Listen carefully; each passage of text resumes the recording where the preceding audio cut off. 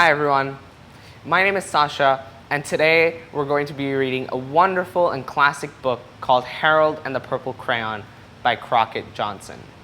A huge thank you to HarperCollins Publishing for publishing this wonderful book. Now before we begin, let me give you a little bit of background. This book is about a young boy named Harold who has a very vast imagination, and he creates a world for himself using his imagination. Let's read to find out what Harold does.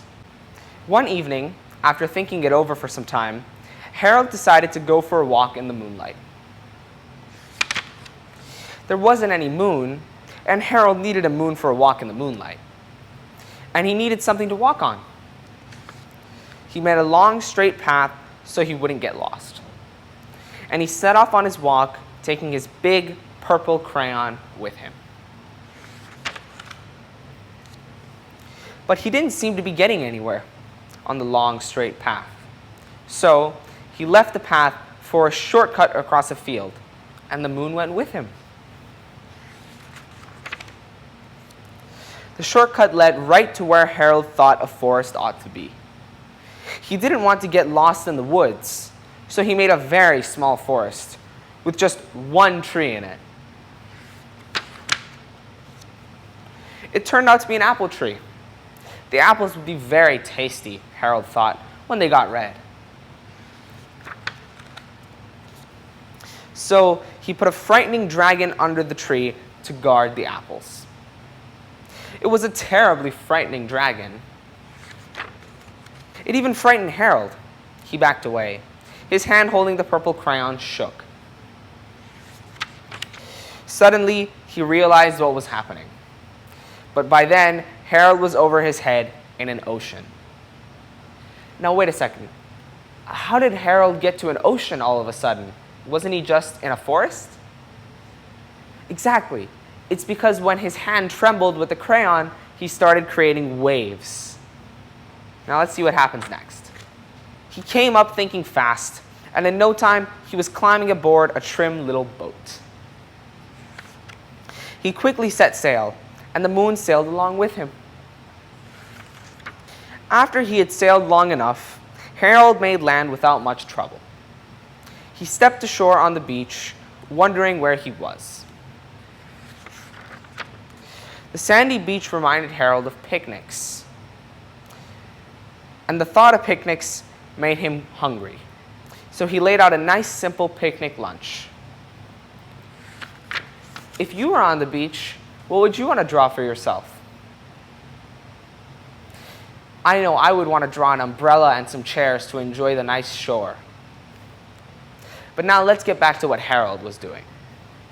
When Harold drew the picnic, there was nothing but pie. But there were all 9 kinds of pie that Harold liked best. When Harold finished his picnic, there was quite a lot left. He hated to see so much delicious pie go to waste.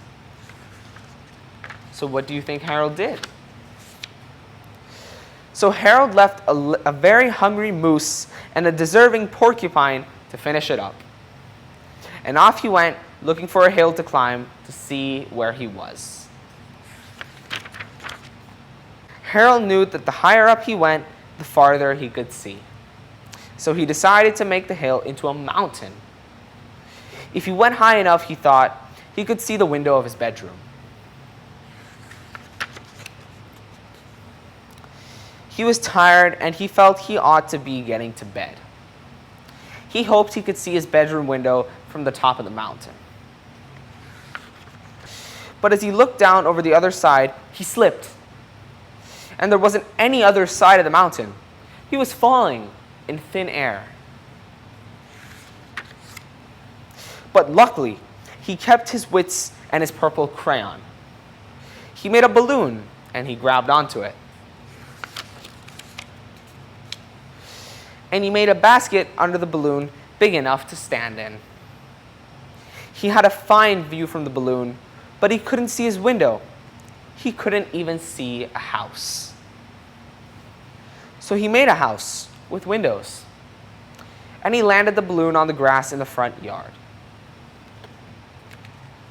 None of the windows was his window. He tried to think where his window ought to be.